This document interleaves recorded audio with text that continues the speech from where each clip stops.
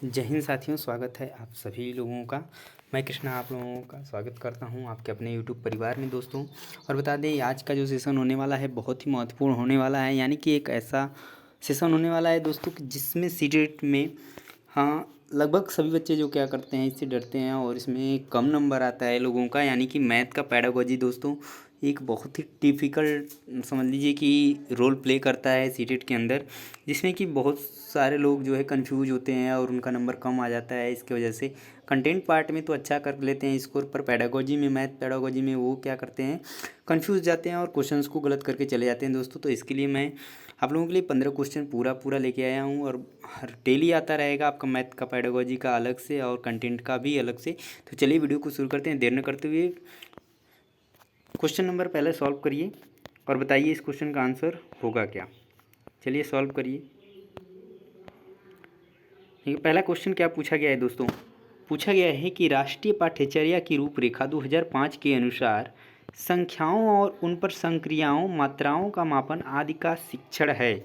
आदि का शिक्षण मतलब क्या पूरा करता है। शिक्षण गणित शिक्षण के उच्च उद्देश्यों को पूरा करता है, बच्चे की चिंतन प्रक्रिया के गणितीकरण के उद्देश्य को पूरा करता है, या फिर महत्वपूर्ण गणित शिक्षण के उद्देश्य को पूरा करता है, या गणित शिक्षण के संकीर्ण उद्देश्य को पूरा करता है। तो बता दें दोस्तों इस क्वेश्चन का जो आंसर बनेगा आपका, बहुत सारे लोग कोई कंफ्यूज होंगे और आंसर जो है कि गलत करके चले आएंगे। तो इसका जो आंसर होगा आपका ऑप्शन नंबर डी करेक्ट हो जाएगा, यानी कि राष्ट्रीय पाठ्यचर्या की रूपरेखा यानी एनसीईआरटी 2005 के अनुसार संख्याओं और उन पर संक्रियाओं मात्राओं का मापन आदि का शिक्षण किसको पूरा करता है, तो गणित शिक्षण के संकीर्ण उद्देश्यों को पूरा करता है। इस चीज़ का आप लोग ध्यान रखेंगे, इसी तरीके के क्वेश्चंस में ज़्यादा गलतियाँ होने को देखने को मिलती हैं। अगला क्वेश्चन देखिए दोस्तों, क्वेश्चन नंबर 2। क्वेश्चन नंबर 2 में क्या आपका पूछा गया है कि प्राथमिक स्तर के बच्चे दी गई आकृतियों को उनकी दिखावट, ध्यान से समझिएगा ये की पॉइंट है, दिखावट के आधार पर वर्गीकृत करने के योग्य है। वेन हिले के अनुसार ज्यामिति के विकास पर हैं, किस चरण पे हैं। मानसिक चित्रण स्तर, विश्लेषणात्मक स्तर, अनौपचारिक निगमन स्तर और औपचारिक निगमन स्तर। सिर्फ दिखावट की बात की गई है और दिखावट की बात किस पे आपका जाएगा, तो मैंने पहले ही बता दिया यही की पॉइंट है। और इसके अनुसार जो आंसर बनेगा आपका ऑप्शन नंबर ए करेक्ट हो जाएगा, यानी कि मानसिक चित्रण स्तर पे बच्चे जो हैं इस चीज़ को आप लोग ध्यान में रखेंगे। और चलिए देखिए अगला क्वेश्चन, क्वेश्चन नंबर 3।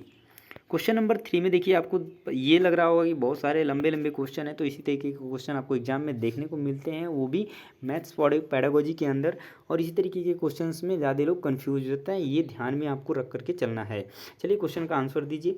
तो पूछा गया है कि कक्षा 4 की इकाई चतुर्भुजों को समझाना में चतुर्भुज के कोण योग गुणधर्म से संबंधित मुख्य परिणाम कागज मोड़ने के क्रियाकलाप द्वारा परिचित कराए गए हैं और उसके पश्चात उन गुणधर्मों पर आधारित अभ्यास दिए गए हैं।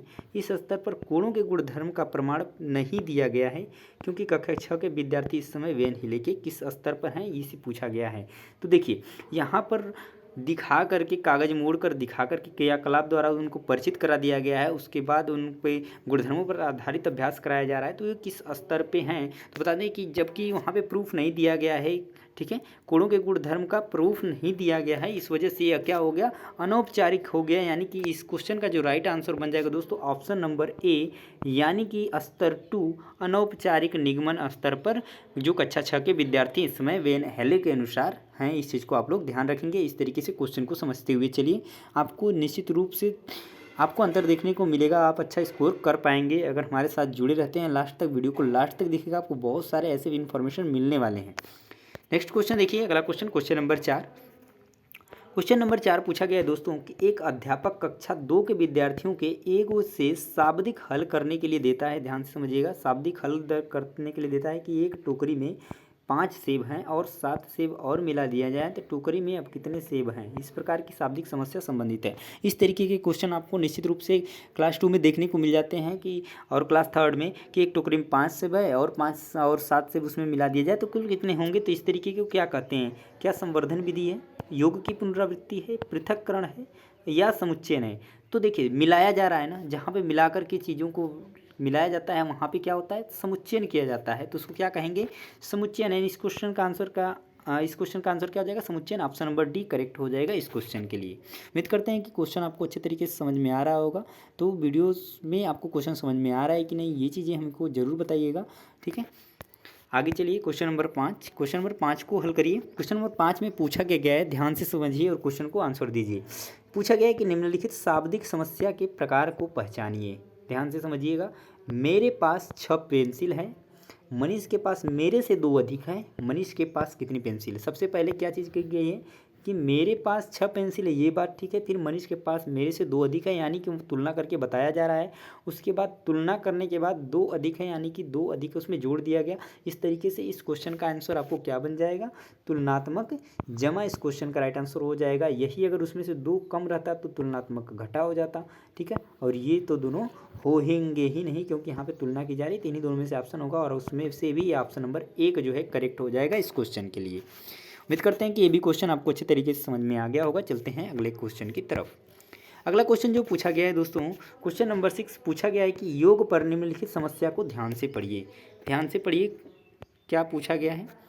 लिखा है कि एक टोकरी में 15 संतरे हैं और दूसरी टोकरी में 17 संतरे हैं, सब मिलाकर कितने संतरे हैं। पहला क्वेश्चन ये है। और दूसरा है कि एक इतने वाले मोबाइल फ़ोन की कीमत में बजट के बाद इतने की वृद्धि हो गई, नई कीमत क्या है, निम्नलिखित में से कौन सा सही है।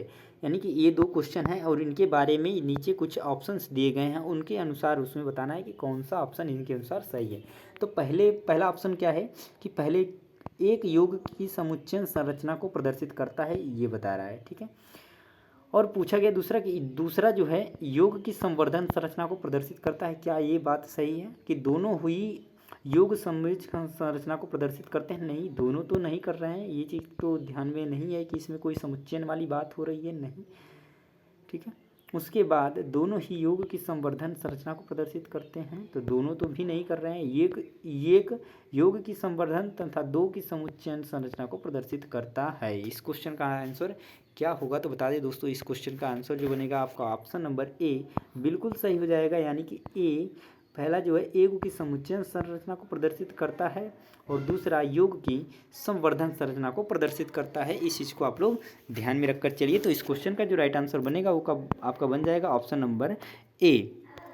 जहाँ पर भी कोई दिक्कत हो दोस्तों आप कमेंट में हमें ज़रूर बताइएगा, हम उसको सॉल्व करने की कोशिश करेंगे अगले वीडियोज़ में। उसके लिए अलग से वीडियो बना दी जाएगी आपके लिए। तो आप ध्यान से देखिए, क्वेश्चन को समझिए। नहीं जहाँ पे समझ में आए हमें कमेंट जरूर बताइए कि हाँ यहाँ पर हमको समझ में नहीं आया, इस क्वेश्चन में हमको फिर से प्रॉब्लम है। इसी तरीके के क्वेश्चंस को आपको हम फिर से करा देंगे।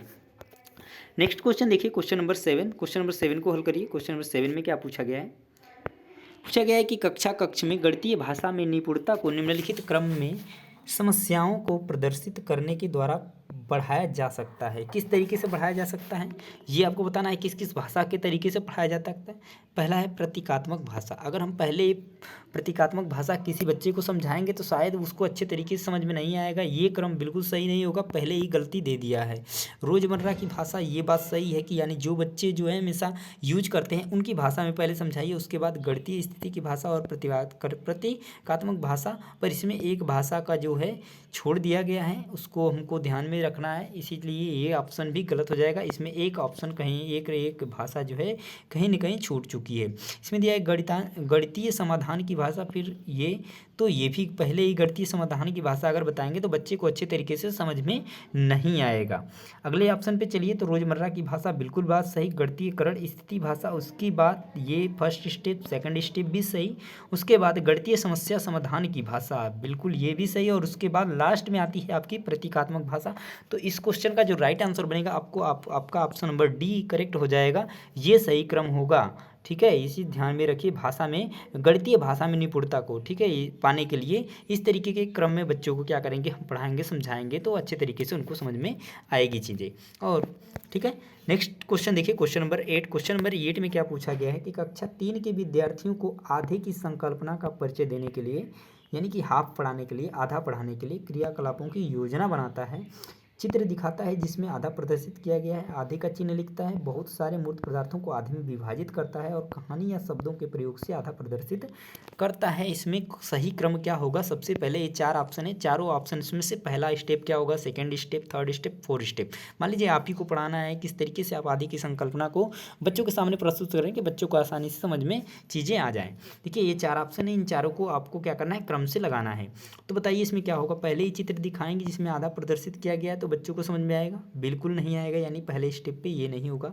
तो पहला जिसमें दिया है ये गलत हो गया, यानी कि इस स्टेप में दिया है। सेकंड दिया है आधे का चिन्ह लिखता है, ये तो सबसे लास्ट स्टेज है, ठीक है, तभी बच्चे को समझ। तो ये तो इस तरीके से भी, तो ये भी गलत हो गया। अब बचा ये दोनों, इन्हीं दोनों में से कोई ना कोई ऑप्शन होगा। चलिए देखिए, बहुत सारे मूर्त पदार्थों को आधे में विभाजित करता है, ये बात बिल्कुल सही, ये फर्स्ट स्टेप पे आना चाहिए, ठीक है। पहले हम चीज़ों को दिखाएंगे कि हाँ ये आधा है, तो दोनों में ही दिया है, ये भी बात सही। फिर दिया है कहानी या शब्दों के प्रयोग से आधा प्रदर्शित करता है, ये क्या सही है? तो बिल्कुल सही है, यानी कहानी के हम शब्दों के प्रयोग से हम आधा को प्रदर्शित करेंगे, तो दोनों में भी दिया है। उसके बाद क्या करेंगे? उसके बाद हम चित्र दिखाएंगे, उसके बाद आधे की संकल्पना को लिखेंगे, यानी कि अब आएगा नंबर 1। उसके बाद तो ऑप्शन नंबर 1 इसमें देखिए अलग हो गया और यहीं पे आपका ऑप्शन भी मिल गया, यानी कि ऑप्शन नंबर बी आपका करेक्ट हो जाएगा।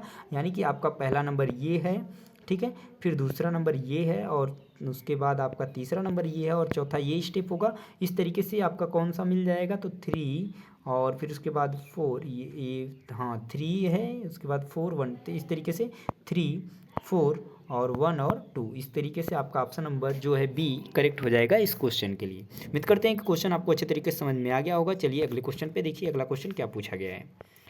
अगला क्वेश्चन पूछा गया है दोस्तों कि किस गणितीय संरचना के अंतर्गत विभिन्न प्रत्ययों जैसे कि सीमा, समीपता या निकटता आदि को सम्मिलित किया गया है, ये चीज़ आपको बताना है। क्या यह बीजगणितीय संरचना के अंतर्गत सम्मिलित किया गया है, तल रूप संरचना, क्रमिक संरचना या उपयुक्त सभी? तो बता दें दोस्तों, इस क्वेश्चन का जो राइट आंसर बनेगा आपका ऑप्शन नंबर बी सही हो जाएगा, यानी कि इन सभी को तल रूप संरचना, ठीक है, सम्मिलित किया गया। इसमें इन विभिन्न प्रत्ययों को गणितीय संरचना के किसके अंतर्गत? तो तल रूप संरचना के अंतर्गत इनको सम्मिलित किया गया है। इस क्वेश्चन का राइट आंसर बनेगा। अगला क्वेश्चन देखिए, क्वेश्चन नंबर 10। क्वेश्चन नंबर 10 जो पूछा गया है एनसीएफ से पूछा गया है। एनसीएफ से क्या पूछा गया है कि एनसीएफ 2005 के अनुसार प्राथमिक विद्यालयों में गणित पढ़ाई का मुख्य उद्देश्य निम्नलिखित में से कौन सा नहीं है? ध्यान दीजिएगा, निगेटिव क्वेश्चन है। बच्चे की सोच विचार प्रक्रिया को गणितीय रूप देना, बिल्कुल बात सही। बच्चे के संदर्भ में गणित का वर्णन करना, ये भी बात सही है। समस्या समाधान के कौशल को बढ़ाना, ये बात भी सही है। पर गणित की उच्चतर पढ़ाई, ये गलत है। उच्चतर पढ़ाई की तैयारी करना, यही गलत है और यही सही है, क्योंकि पूछा ही गलत है। तो इस वजह से इस क्वेश्चन का जो राइट आंसर बन जाएगा ऑप्शन नंबर डी बिल्कुल करेक्ट हो जाएगा। अगले क्वेश्चन की तरफ चलते हैं, क्वेश्चन नंबर 11। ये भी एनसीएफ से ही पूछा गया है। तो एनसीएफ 2005 अधिगम के रचनावादी उपागम पर बल देती है, क्योंकि वह केंद्रित है, किस पे केंद्रित है? तो शिक्षक द्वारा प्रभावी व्याख्यान और अनुदेशन, परिभाषाओं और सूत्रों को याद करना, बिल्कुल गलत। नियमित गृह कार्य जमा करना, ये भी बात गलत, ये भी गलत। यानी कि गतिविधियों में शामिल करते हुए विद्यार्थियों की सक्रिय भागीदारिता ही क्या है? इसी पे हमारा जो है अधिगम रचनावादी उपागम के बल देती है, इसी पे यह केंद्रित है। इस चीज़ को आप लोग याद रखेंगे। तो इस क्वेश्चन का जो राइट आंसर बन जाएगा वो बन जाएगा आपका option number D. Next question देखिए, नेक्स्ट क्वेश्चन क्या पूछा गया है। नेक्स्ट क्वेश्चन पूछा गया दोस्तों कि किन दो संख्याओं का गुणा करने पर गुणनफल 24 प्राप्त होता है? यह किस प्रकार का प्रश्न है? ऐसा क्वेश्चन देखने को मिलता है अपसारी और या फिर खुला अंत वाला, या फिर बंद अंत वाला, या फिर अभिसारी या अपसारी प्रश्न, इस तरीके से क्वेश्चन देखने को मिलता है। तो क्या यह बहुविषयी प्रश्न है? बिल्कुल बात गलत। चिंतनपूर्ण प्रश्न है, ये भी बात। बंद अंत वाला है या खुला अंत वाला है? तो ये जो है आपका खुला अंत वाला क्वेश्चन है, यानी कि इसका एक आंसर पार्टिकुलर नहीं होगा, इसके कई सारे आंसर हो सकते हैं। जैसे कि मान लीजिए इसमें 2 × 12 करते हैं तो भी 24 आएगा, 6 × 24 4 करते हैं तो भी 24 आएगा, 8 × 3 करते हैं तो ये खुला बंद वाला क्या खुला अंत वाला प्रश्न है। इस तरीके का क्वेश्चन हो जाएगा, ठीक है। अगला क्वेश्चन देखिए, अगला क्वेश्चन जो पूछा गया है क्वेश्चन नंबर 13। क्वेश्चन नंबर 13 में क्या पूछा गया है दोस्तों कि कक्षा में छात्रों को गणित विषय के प्रति प्रेरित करने के लिए निम्नलिखित बात क्या ध्यान रखना चाहिए? किस तरीके के बात को ध्यान रखना है, ये चीज़ आपको बताना है क्वेश्चन में। छात्रों से कठिन अभ्यास करवाना, बिल्कुल बात गलत है। छात्रों को समान रूप से शिक्षा, ये बात सही है, पर यहाँ पे हमको गणित विषय के प्रति प्रेरित करने वाली बात है। तो छात्रों में आत्मविश्वास की भावना का विकास, ये बात बिल्कुल सही है कि हमें विकास करना चाहिए। छात्रों द्वारा हल की गई समस्याओं में अधिक से अधिक कमी ढूंढना, ये बिल्कुल बात गलत है और यहाँ पे इस चीज़ को नहीं लेना है, क्योंकि हमको गणित में प्रेरित करने की बात की गई है और यहाँ पे आत्मविश्वास का भावना जो का विकास है वो इस क्वेश्चन के लिए राइट आंसर बनेगा। इस तरीके के क्वेश्चन में कन्फ्यूजन ज़्यादा देखने को मिलता है और यहाँ पर गलतियाँ ज़रूर होती ही होती हैं, इसलिए आपको प्रैक्टिस करने की ज़रूरत है और जो हमारे साथ आपको बहुत ही अच्छे तरीके से आप कर पाएंगे चीज़ों को। चलिए अगला क्वेश्चन देखिए। अगला क्वेश्चन नंबर 14, इसमें बताइए क्वेश्चन नंबर आंसर क्या होगा। कक्षा 4 के छात्रों में गणित विषय में रुचि पैदा करने के लिए शिक्षक को कौन सा तरीका अपनाना चाहिए। देखिए यहाँ पर भी रुचि पैदा करना है, वहाँ पे कुछ और था और इसी तरीके से बस लैंग्वेज बदल कर थोड़ा सा आपको घुमा देता है क्वेश्चन और आप कन्फ्यूज जाते हैं। आपको कन्फ्यूज नहीं होना है, ध्यान से क्वेश्चन को पढ़ना है, अच्छे से क्वेश्चन को एनालाइज करना है और उसके बाद आंसर देना है। तो देखिए कमज़ोर छात्रों के लिए अतिरिक्त कक्षाओं की व्यवस्था करना, ये तो रुचि पैदा करने वाली बात तो ही नहीं। गणितीय विषय को 2 कालांश देना, ये भी बात नहीं है कि 2 क्लासेस लेंगे उसको एक ही दिन में तो इस तरीके से प्रेरित होंगे बच्चे, बिल्कुल बात गलत है। छात्रों को आकर्षक पुस्तकें उपलब्ध कराने से कोई मतलब नहीं होगा, वो रुचि नहीं होगी। ठीक है, गणित पहेलियों स्थान मनोरंजक क्रियाओं के द्वारा शिक्षण प्रदान करना, हाँ इस तरीके से उनमें रुचि पैदा होगी, बच्चे अच्छे तरीके से सीखेंगे भी। ठीक है, सिर्फ बच्चों को अच्छी बुक दिखाने से या देने से उनमें अच्छा विकास नहीं होगा। ठीक है, और उनमें रुचि भी पैदा नहीं होगी। अगला क्वेश्चन देखिए आज के सेशन का दोस्तों लास्ट क्वेश्चन। तो बताइएगा कि वीडियो आपको कैसे लगी है और क्वेश्चन आपको समझ में आए हैं कि नहीं। और इस तरीके के डेली वीडियोस देखने के लिए अलग अलग सब्जेक्ट के आपको बता दें दोस्तों, जो हमारा इस समय का जो शेड्यूल बन चुका है, यानी कि सुबह में आपको 10 बजे CDP की क्लास मिल जाएगी, दोपहर में 2 या 3 बजे आपको EVS की क्लासेस मिल जाएगी और शाम को आपको 7 से 8 बजे आपको गणित की क्लासेस मिल जाएंगी। इस तरीके से आपका पूरा का पूरा शेड्यूल बन चुका है। बस बच गया उसमें हिंदी का, तो हिंदी का भी आपका उसमें ऐड कर दिया जाएगा और सेकंड पेपर के लिए आपका अलग से क्लासेस चलेंगे, जिसमें कि SST जो कि है मेन और बाकी सब सब्जेक्ट यही रहेंगे। ठीक है, तो इस तरीके से बताइए अब इस क्वेश्चन का आंसर। क्वेश्चन नंबर 15, तो गणित के अधिगम के प्रति विद्यार्थियों की संवेदनशीलता जागृत करने के लिए प्रभावी उपाय क्या है। विषय सामग्री को विद्यार्थी के अनुभव के क्षेत्र से संबंधित करना, बिल्कुल बात सही है। जो पढ़ाया जाना है उससे संबंधित प्राप्त पूर्ण ज्ञान की जांच करना, ये भी बात सही है। यानी पढ़ाने से पहले जो हमने कल पढ़ाया है उसके पहले उसके बाद जाँच कर लिया जाए, उसके बाद आगे पढ़ाया जाना चाहिए। विद्यार्थियों को अवधारणाओं के अनुरूप अवगत कराना, जिनमें दैनिक जीवन की स्थितियों से संबंधित, यानी कि बच्चे को हमेशा उसके दैनिक जीवन से जोड़कर पढ़ाना है, उस चीज़ की बात की गई है, तो ये बात भी बिल्कुल सही है। अतः आपको समझ में आ गया होगा कि इस क्वेश्चन का राइट आंसर क्या बनेगा, यानी कि ऑप्शन नंबर डी बन जाएगा। यानी कि उपरोक्त सही, यानी कि ऊपर जो दिए गए तीनों ऑप्शन हैं बिल्कुल सही हैं। किसके लिए, कि गणित के अधिगम के प्रति विद्यार्थियों की संवेदनशीलता को जागृत करने के लिए। ठीक है, तो इस क्वेश्चन का राइट आंसर बन जाएगा आपका ऑप्शन नंबर डी, जो कि बिल्कुल सही है दोस्तों। तो ये थी हमारी पूरी आज की पूरा सेशन। दोस्तों आपको सेशन कैसा लगा हमें कमेंट में जरूर बताइएगा और आगे वैसे वीडियोज़ देखने के लिए चैनल को सब्सक्राइब कर लीजिए और वीडियोज़ को लाइक करिएगा, अपने दोस्तों के साथ शेयर करिएगा। ठीक है, मिलते हैं नेक्स्ट वीडियो में, तब तक के लिए जय हिंद, वंदे मातरम।